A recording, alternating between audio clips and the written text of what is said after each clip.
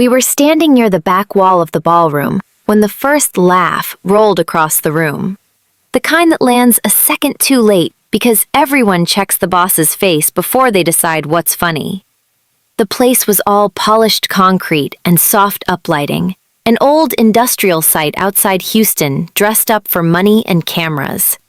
Rhea Holloway moved through it like she belonged to the wiring more than the spotlight. She was the one keeping the night from falling apart, and that's why it hurt the way it did. That's how it opened. This is where she begins. I was wearing a black staff badge on a lanyard that kept flipping over. On the back, in small print, it said, Operations. No last name, no title anyone respected. Across the room, my father stepped up to the microphone like it was his private altar. Malcolm Holloway didn't clear his throat. He didn't need to. The room always gave him silence. He lifted his glass and looked right through the crowd until he found me. "There's been a lot of talk about legacy," he announced, "about who's built for it." Cole stood beside him in a tailored tux, smiling like the whole world had already agreed. My brother looked expensive and untouchable, the kind of man people call a natural leader because they like how he looks holding a drink. My father's mouth tightened. "And then there's the other kind," he continued, "the kind that needs supervision." He angled his glass toward the back, toward me, like he was pointing at a stain on the floor. "Some people can't keep up," he said. "Some people were born to do the simple work, and in this family, we're done pretending otherwise." A few people chuckled, a few looked away. I watched my mother's face for something human. She was seated at the front table, hands folded, calm as if she'd ordered the insult earlier and it arrived on schedule. My father turned slightly, presenting Cole like a prize. "Cole Holloway will be taking over the commercial division," he said. "Effective immediately." Cole leaned toward the mic, flashing that clean, practiced smile. "To the next chapter," he added, and the room applauded. For a second, the sound pressed on my ribs. I kept my hands steady around the clipboard I'd been carrying all night. My thumb found the edge of my watch. 10:32.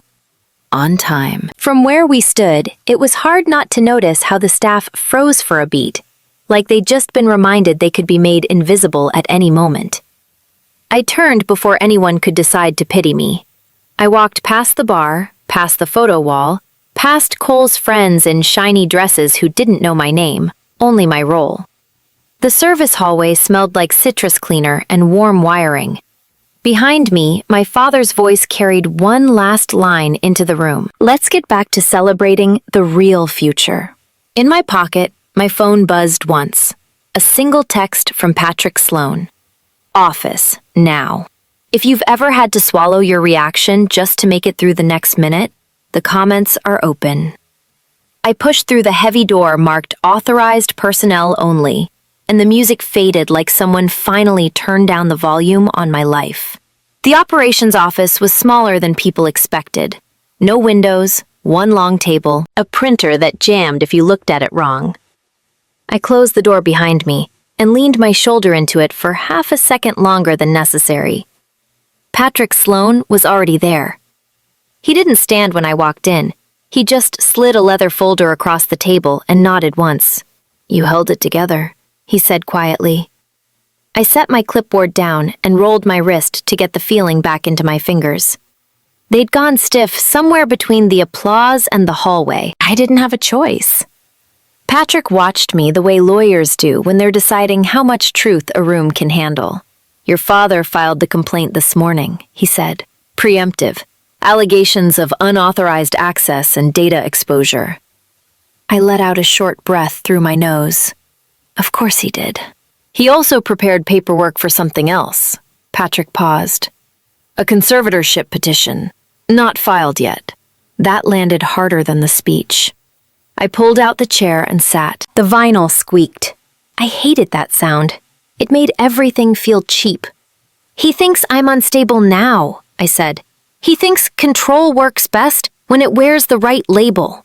My phone buzzed again, a message from my mother this time. "Stop making a scene. Come apologize."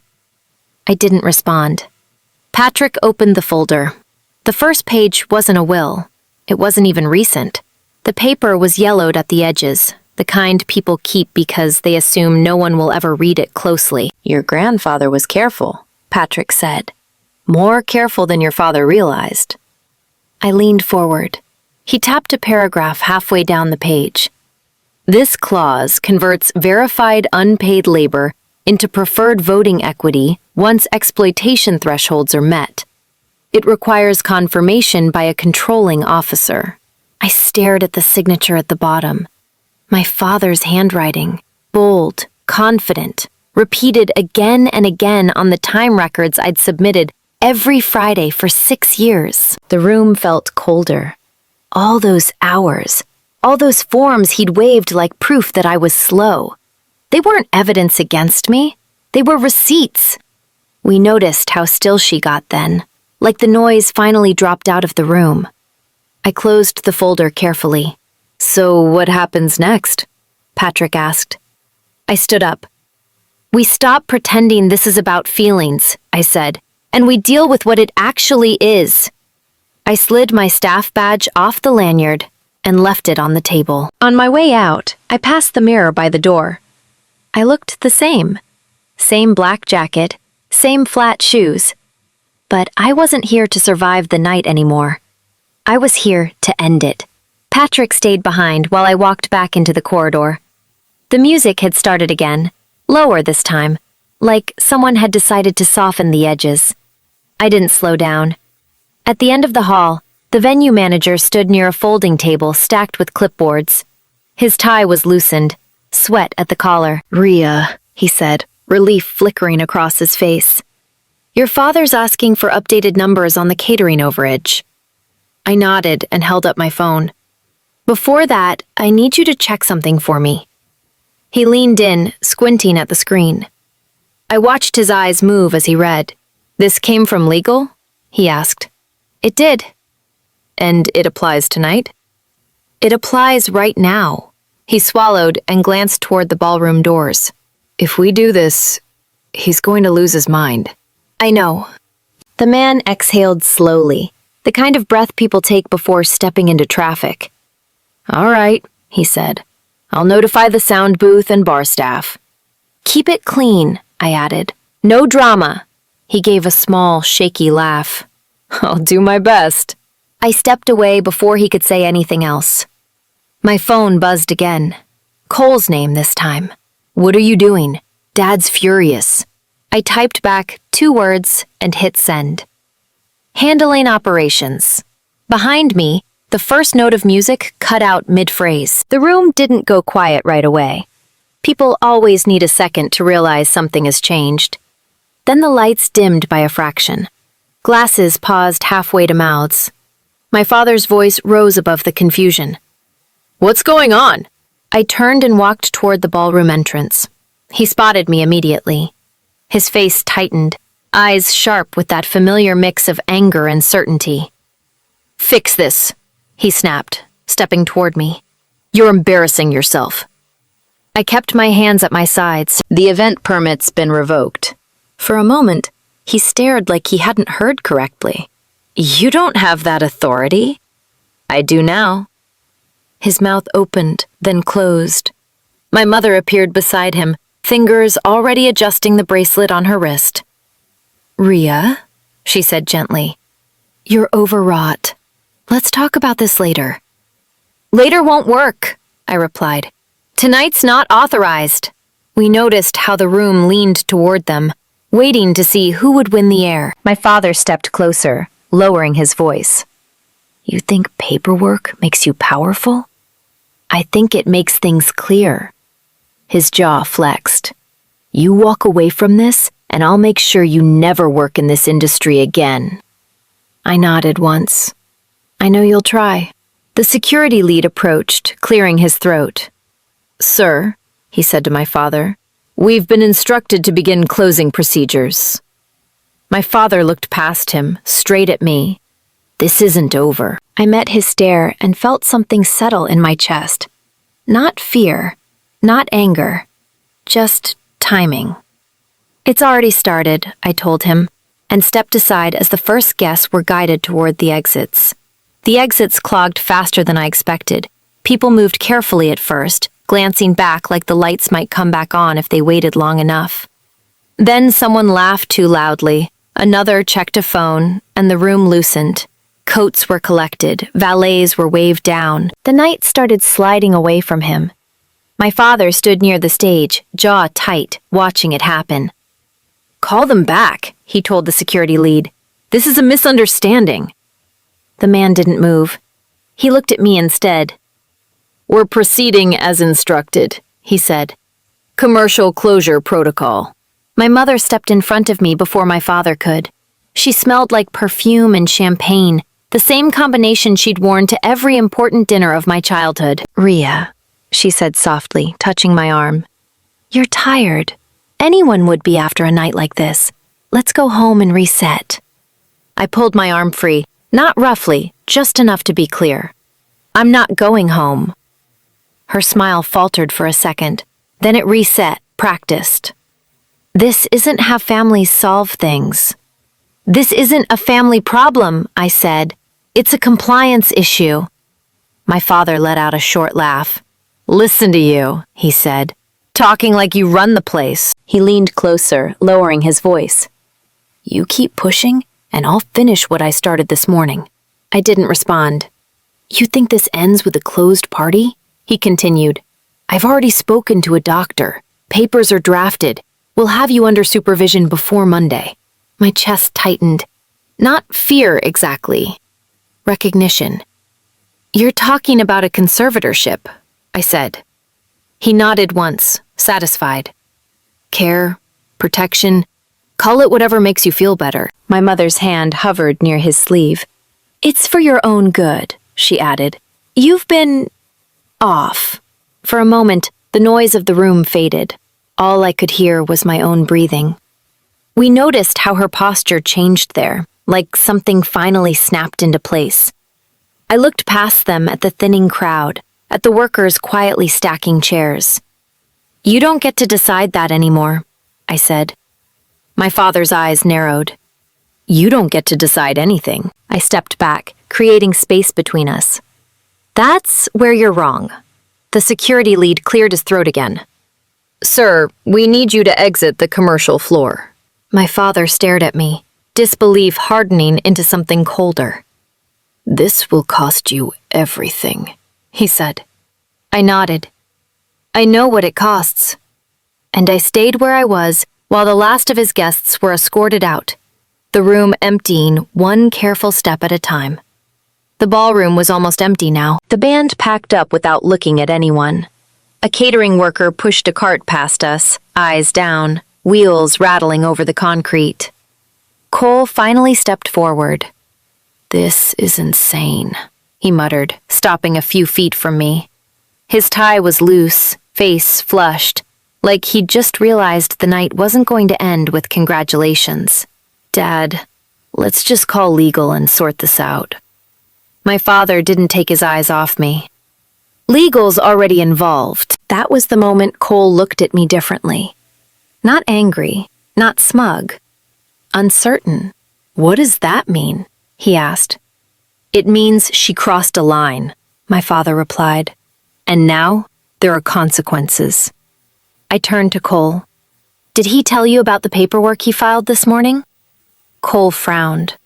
"What paperwork?" My mother moved quickly, placing herself between us again. "This isn't the place," she said. "Rhea, you're spiraling. You've been under a lot of stress." "Stress doesn't make someone lose their legal capacity," I replied. My father's voice dropped. "Instability does." The word hung there. He pulled his phone from his jacket and tilted the screen just enough for me to see a calendar entry, a name, a courthouse. "You don't walk away from this," he continued.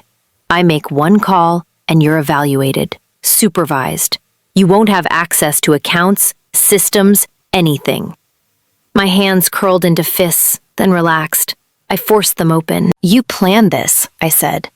"I protected the company," he shot back. "From you." We noticed how the temperature in the room seemed to shift, not physically, but in the way everyone stopped pretending this was normal. Cole swallowed. "Dad, this feels like a lot." My father finally glanced at him. "Stay out of it." I stepped closer, not to challenge him, just to be heard. "You trained me to follow rules," I said, "to document everything, to prove I was useful." His mouth twitched. "And you were." "Exactly." The security lead returned, flanked by 2 others. "Sir," he said, calm but firm, "we need to clear the remaining family members from the commercial floor." My father laughed once, sharp. "You think this holds?" "I know it does," I answered. He leaned in, breath hot with anger. "I will erase you." I met his eyes. "You already tried." Behind us, a few staff members paused, listening without looking like they were listening. If this sounds familiar to anyone still with us, you know how moments like this linger longer than the noise around them. The security team waited. I didn't move, and neither did he. The sirens reached us before the lights did. A distant wail at first, then louder, sharper, cutting through the leftover hum of generators and half-packed equipment. My father's shoulders loosened. He didn't smile. He didn't need to. He checked his watch, slow and deliberate, like a man confirming a delivery window. "There it is," he said. "Right on time." 2 patrol cars rolled up to the service entrance. Doors opened. Boots hit concrete. The officers moved fast, hands already resting where they needed to be. The lead officer scanned the room, then locked onto me. "Rhea Holloway," he called out. "Step forward." I did. My mother let out a quiet sound behind me, something between a sigh and relief. Cole took a step back, just enough to clear space. "There's been a report filed regarding unauthorized access to restricted systems and removal of proprietary data," the officer continued. "We need you to come with us." My father shook his head sadly, playing his part. "We tried to handle this privately." I felt my throat tighten, not because I didn't understand, but because I did. "I'm the controlling owner of these operations," I said evenly. "There's documentation." "We'll sort that out," the officer replied. "Hands behind your back." Cold metal closed around my wrists. The sound was louder than I expected. Someone in the distance whispered my name. My father stepped closer, keeping his voice low. "You see how this ends," he said. "I told you." We noticed how the room seemed to hold its breath then, like everyone was waiting for confirmation that the rules still worked the way they thought they did. The officers guided me toward the exit. My shoes scuffed against the concrete. A small, stupid detail, but it stayed with me. As we passed the edge of the room, I caught Cole's eye. He didn't look victorious. He looked relieved, like the burden had shifted back where he believed it belonged. Outside, the night air felt sharp against my skin. One of the officers adjusted his grip. "You understand this isn't personal," he said quietly. "I do." My phone vibrated in my pocket, ignored. Behind us, my father spoke again, louder this time, for the staff and the last lingering witnesses. "This is what happens when you mistake access for authority." I didn't turn around. The back door closed. The sound sealed something in. If you're still listening at this point, stay with it. Some moments only make sense once they're already past. The patrol car door opened. I stepped inside and waited, wrists aching, breath steady, knowing that whatever came next would decide more than just the night. They brought me back inside before the car even pulled away. One of the officers tapped his radio, listened, then looked at me like the floor had shifted under his feet. "Hold on," he said. "Stay here." The cuffs stayed on, but his voice had changed. Inside, the room felt smaller. The last guests hovered near the exits, pretending to check messages. My father stood by the stage, arms crossed, already rehearsing the story he'd tell tomorrow. Then, Patrick Sloan stepped forward. He didn't rush. He didn't raise his voice. He carried a thick file tucked under one arm, calm as if we were late for a meeting instead of standing in the wreckage of a gala. Officer, Patrick said, stopping a few feet from me. Before you transport my client, you should review this. The lead officer frowned. Sir, we have a filed complaint. You do, Patrick agreed. You also have a controlling owner in handcuffs. My father laughed. That's absurd. Patrick turned slightly, angling the document so the officer could see. Operating agreement amendment, he said. Executed years ago. Sweat equity conversion clause. Verified. The officer flipped pages, slower now. My father took a step forward. That document doesn't give her authority. Patrick's tone stayed even. It does. It transferred preferred voting equity once unpaid labor crossed the exploitation threshold. And who decided that? My father snapped. You did, Patrick replied, tapping the stack of time records. Every week. Signed, dated. The officer looked up at me. You worked these hours? Yes. How long? 6 years. The cuffs felt heavier suddenly. We noticed how the room went quiet again. Not from confusion this time, but from recalculation. Another officer leaned in, murmuring to the first. They stepped aside, spoke low. My father's face drained, color pulling back like a tide. This is a mistake, he said, louder now. She manipulated paperwork. Patrick met his eyes. She complied with it. The lead officer returned. He unlocked the cuffs. Metal fell away from my wrists. Blood rushed back in a sharp wave. I'm sorry, Ms. Holloway, he said. You're not under arrest. My father stared. My mother's mouth opened, then closed. Cole looked at the floor. The officer cleared his throat. Do you want to pursue charges for false reporting? I flexed my fingers once. No. Patrick glanced at me, just checking. I want them removed from the commercial property, I continued. That's all. The officer nodded. We can do that. Security moved in. My father didn't fight. He just stood there, smaller somehow, as if the air had gone thin. As they escorted him toward the exit, he leaned close enough for me to hear. You think you've won. I looked at the empty room, the stacked chairs, the quiet where applause used to be. I think you're done here, I said, and watched him disappear through the same door he'd walked through, believing it belonged to him. They walked him out without shouting. No spectacle, just steady hands and clipped instructions. My mother followed a step behind, heels clicking too fast for the pace. Cole trailed last, eyes fixed on the floor. At the threshold, my father stopped. This doesn't erase what you are, he said, voice low, almost tired now. It doesn't need to, I replied. He looked like he wanted to say more, then thought better of it. The door closed. The sound was softer than I expected. Patrick stood beside me, straightening a stack of papers. Do you want to sit for a minute? I want this cleared, I said, nodding toward the room. Staff moved in quietly, chairs folded, linens lifted. Someone wiped a spill near the bar, slow and careful. One of the officers returned. We'll document the removal. No further action tonight. Thank you. He hesitated, then added, For what it's worth, you handled that clean. I nodded once. We noticed how the room felt different when the people who defined it were gone. Patrick checked his watch. We'll file the restructuring in the morning. Good. I picked up my old staff badge from the table, turned it over in my hand, then set it down again. No need to keep it. As I walked toward the exit, the venue manager caught my eye. Do you need anything else tonight? Just lock it up, I said. We're done here. Outside, the air was cooler, quieter. I stood there for a moment, listening to nothing in particular. Then I got in my car and drove home. Not feeling victorious, just clear, like a door had finally closed the way it was supposed to.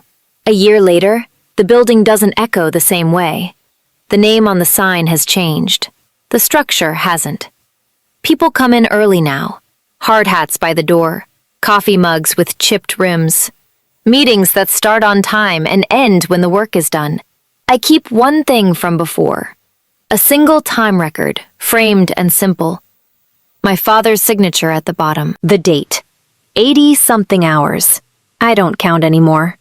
Patrick stopped by once, months ago, standing in the doorway like he wasn't sure whether to speak. "You good?" he asked. "I am," I told him. And I meant it. My parents live somewhere dry now. Quiet. Cole took a junior role at a firm that doesn't know our last name. No one calls me to fix things for them anymore. At night, I lock up myself. I like knowing where the keys are. What I learned wasn't about winning or proving anything. It was smaller than that. Rhea Holloway finally stopped waiting to be allowed to exist in her own life. If you stayed with this story, you already know why that matters. We sat with this ending longer than usual. Not because it was loud, but because it wasn't.